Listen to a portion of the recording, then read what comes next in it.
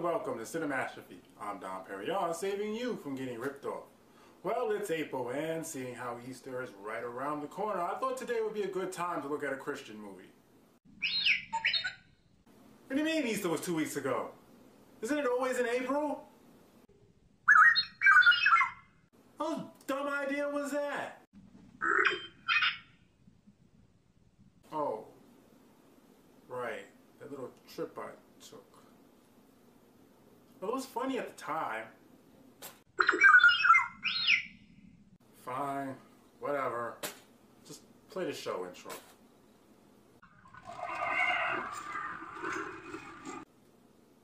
It's not going to be the same, though.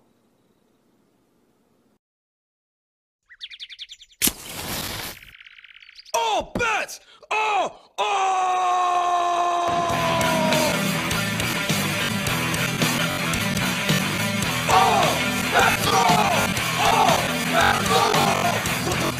Did you think what the hell I was going to do? Every time I stand in front of you, so you don't have disrespect. How far can you take that bullshit? Now it's time to get this shit on. Oh, that's wrong. Oh, that's wrong. Oh, that's wrong. Oh, that's wrong.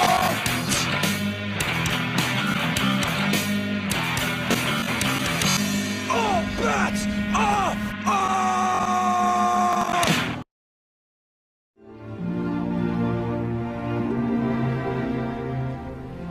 I dreamed a dream in time gone by. Now, before we get started, I'd just like to state I have nothing against organized religion. I am firmly of the opinion that everyone has the right to believe in any form of religion they choose as long as they're not hurting anyone else, including what could be considered a religion in its own right if you really think about it, not having a religion. I mean, religion is basically an idea, a way in which you choose to live your life, whether it be Christianity or atheism. It all boils down to what you personally believe and have faith in as an individual. I do not, however, feel that people have the right to push their beliefs on others, especially when they are of sound mind that their way is the right way to live and everyone else's way is wrong. Not everyone is the same, and not everything works for everyone. Everyone has their own experiences and have to find their own salvation, so to speak, in their own time and own way, even if that way differs from yours. Now, I'd be amiss if I didn't state that I'm also of the opinion that any movie maker is allowed to make any movie any way they see fit, whether it be for well or for ill, as long as they're not hurting anyone. The reason I bring this up today is because of today's movie, The Adventures of Chris Fable. This movie is not only trying to cash in on the Harry Potter crowd, just look at that cover, but it's clearly Christian propaganda, so you can see why my two beliefs conflict with each other. Yeah, I'm pretty complicated that way. Anyone who thinks that's a contradiction really needs to look that word up. So the movie starts out with a woman walking in front of a green screen, no better than the ones I use on this show, and yet it's still better than the one in Twilight Breaking Dawn Part 2, giving a fucking narration. Fucking kill me now. All kidding aside, this would have been a great way to open the movie. You have a woman who is obviously of some importance walking across the wasteland to a rundown town. Those three things combined are enough to pique an audience's interest. But no, they have to ruin it with narration. Hey, Adventures of Chris Fable, you should try following that super secret 11th commandment. Thou shalt show, not tell.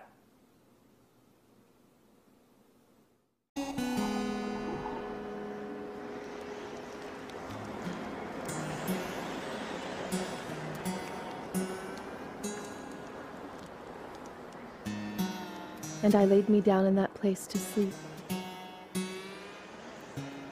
And as I slept, I dreamed a dream. I dreamed a dream in time gone by, when hope was high and life worth living. I dreamed a love would never die. I dreamed that God would be forgiving.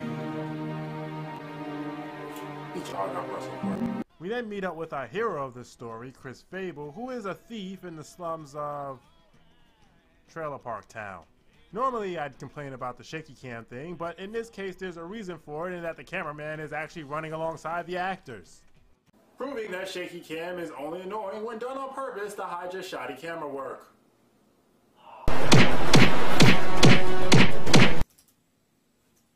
Why would I even write that? I'm guilty of that, even though my camera work isn't all that shoddy. It's funny though. I'll keep it. I don't know why this cop is chasing him. All these trailers are clearly abandoned. What was he stealing? Aluminum sidings? Wait, does that mean he called the cops on himself? Breaking the law, breaking the law, breaking the law, breaking the law, breaking the law, breaking the law, breaking the law, breaking the law. Wait a minute, that title card looks nothing like the one on the box cover. Isn't one of the commandments, thou shalt not lie? Why should I take anything in this movie seriously when the people making it can't even follow their own rules? He's hiding in a church and is caught stealing by the preacher, who was the woman we saw earlier, when the cop walks in. Mr. Anderson. She lies to the cop because she has a soft spot for thieving children, I guess, dragging this movie out longer than it needs to be. A thief, you say? There's only been the two of us here today. And just who is he? My apprentice. Now at this point, this movie may start to seem a little familiar to you, even though you've never seen it before. That reason all becomes quite clear soon enough. Chris comes across some books on the floor, and big surprise, he's never even heard of books, let alone can read. You know, there was a time when these were priceless. Priceless? Especially one book in particular. Is it still priceless? Yes. No. I have it right here. It's valued at $36.73. See? She tells Chris that she, gets this, actually expects him to show up at the end of the week for his apprenticeship. Lady, he's a fucking thief. That's like expecting him to return all the stuff he stole. Or your pet owl not to eat your pet mouse. Or a dog not to lick itself. Or feminism to go away. It's just not gonna happen. You can't be serious. Now, Chris. Let's not be too hasty. Given the history of preachers and young boys, this might work out in your favor. Unless, of course, you end up with an STD. There ain't no way I'm hanging out with a preacher. You're a child, lost and confused. Hey, I'm bad. Always have been, always will be. If you're talking about your acting, then I strongly agree. Yes. Okay, then I strongly agree. Again. So, have you figured out why this movie seems so familiar yet? If you guessed it's because this seems a lot like the movie Oliver, then congratulations! You just won the privilege of watching this film in its entirety!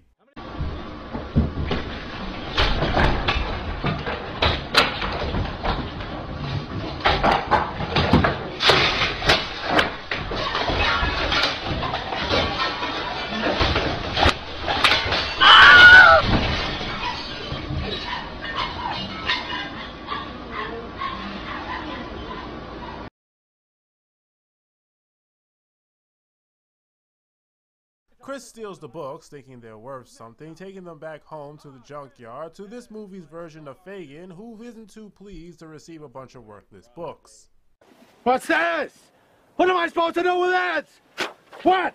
And all this? What? Look at this! Get out of my sight! You're a disappointment to me. Disappointment. Is that kid supposed to be special? He's got the earmuffs, the goggles, he's picking his nose. Look, I'm all for equality, but that's just wrong.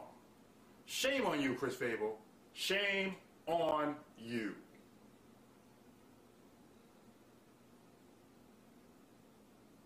Chris manages to save one of the books for himself, and guess which one it is?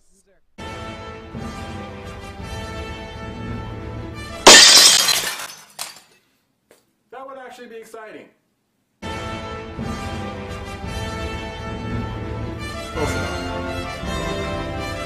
After telling his only friend, okay, look, I'm just gonna use the names from Oliver, because that's clearly what this is. It's Oliver. Oliver with Bibles. They should have just called it The Adventures of Chris Fable, Time to Pray. Seriously, guys, this font wasn't that hard to find.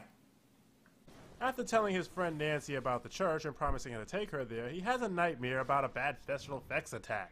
Oh wait, no, it's just Lord Zed and Rita Repulsa again.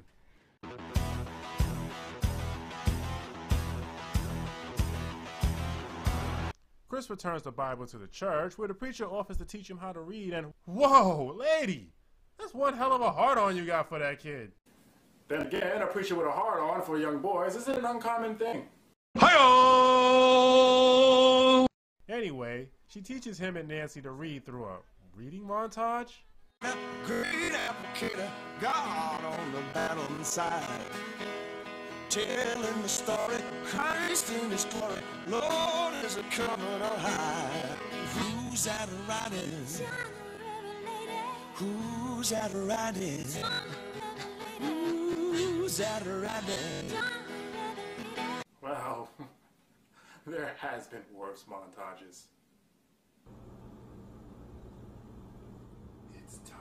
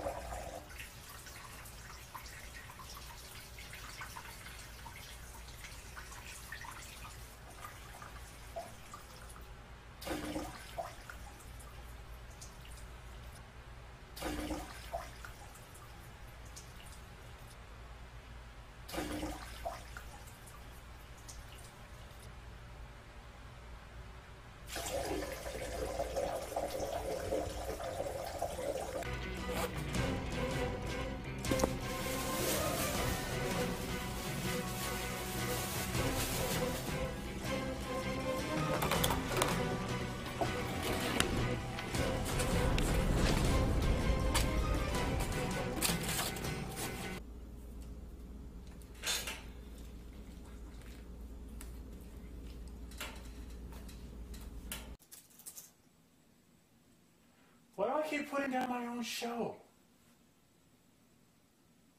Still, it is funny. I'm keeping it. All, like sheep, have gone astray. Each of us has turned to his own way. Very good, Chris. Thanks. Wow. Why don't you go ahead and tell me a bit about yourself? I know that look. I've seen it in many films. That is the look of someone wondering, how big is your cock? And here's to you, Mrs. Robinson. Jesus loves you more than you will know. Whoa, whoa, whoa. So we get a story about how Chris didn't like his father's rules, stole his money, and ran away. And since his father didn't bother to teach him how to read, I assume he didn't teach him how to count either, so he most likely spent all the money on one hot dog. I don't know how long ago this was, but apparently it was so long ago that not only does he not remember where he used to live, but he has no idea where he's living now. You stupid, ignorant son of a bitch, dumb bastard! Jesus Christ, I've met some dumb bastards in my time, but you outdo them all.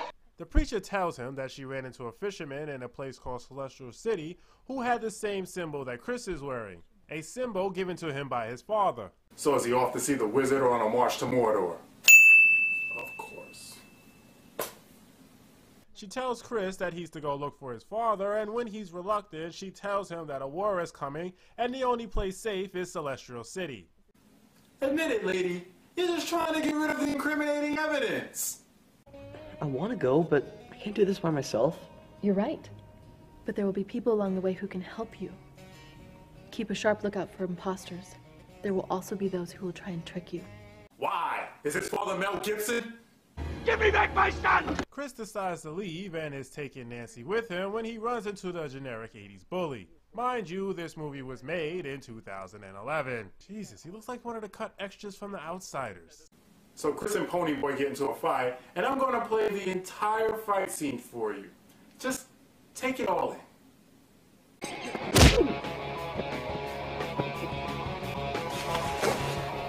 What's up? I'm sorry, I shouldn't have.